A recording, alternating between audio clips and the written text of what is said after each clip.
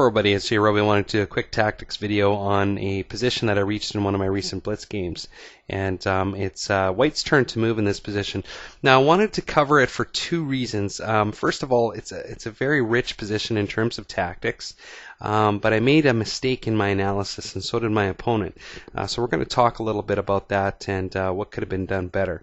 But nonetheless, if you want to pause the video, go ahead and take a look. It's White's turn to move. Black has just placed the knight onto e4. And if you can come up with the best line for White, definitely go ahead and share your comments on that.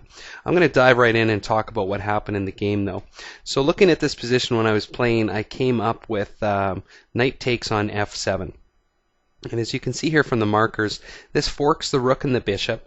And my thought at the time was that Black has to take that knight. And my opponent actually thought the same way, and he went and captured. Now, this let me open up a discovered check by taking with the pawn on g5, which I did. And the king was put into check from the rook. And after the king moved to g6, I have an attack now on the knight on e4, as well as my bishop is eyeing up the bishop on d6. So I go ahead and capture. So I've got two pieces attacking that bishop now, and my opponent captures the bishop. I recapture with the knight, and White is up a significant amount of material from the position. Going into the position, White was up one pawn. After those tactics, White is ahead a full piece worth of material. But there was something that we both missed in this position, and I want to go back to the start. So when knight takes on f7, my opponent had what's called an intermediate move. So kind of an in-between move that could have helped save the position after knight takes on f7. And in fact, it totally blows knight takes on f7 out of the water. And it looks something like this. It's bishop to c5 check. And now all of a sudden the entire table has turned from one short intermediate move, because White is now going to be in a lost position. And it's going to go as follows. Now White doesn't really have much options here. It can't move the king to h1.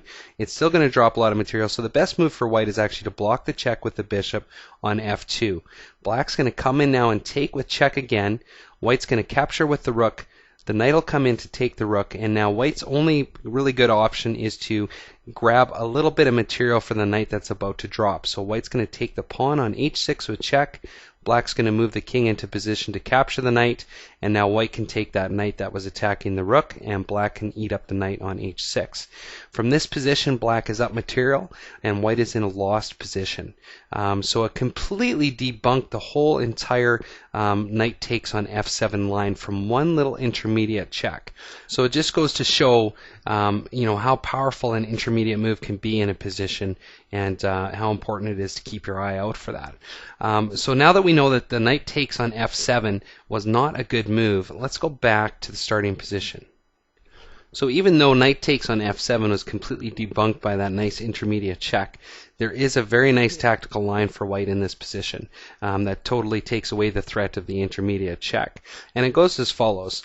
White can play knight takes on e4. And once the knight is recaptured with the pawn, take a look at this dynamic position. We have the rook on the d file bearing down on the bishop on d6. We also have the pawn on f4 protecting the knight, but also attacking the pawn on g5. And all behind this is this nice bishop powerfully placed on g3. So White's going to take the opportunity now to capture the pawn on g5, and now this bishop is protecting the knight and this rook is attacking the bishop. So from here, Black can land the check on c5, but now White can safely tuck the king away onto h1, and from this position, Black can take the rook, White can recapture, and Black can grab the pawn on g5. But now the position is about to explode, because White can come crashing in now and capture the pawn on f7, and that knight cannot be taken because the rook is being attacked by the bishop on g3. So Black's best bet in this position is simply to move the rook, at which point White is going to enjoy a very strong winning position to finish off the game with. So I found it very interesting, both from the intermediate check that totally refuted knight takes on f7, but also looking into the tactical line that ended up to be a very strong winning position for White. So I'm looking forward to your feedback on that. So take care, hope you enjoy the video, and we'll see you next time.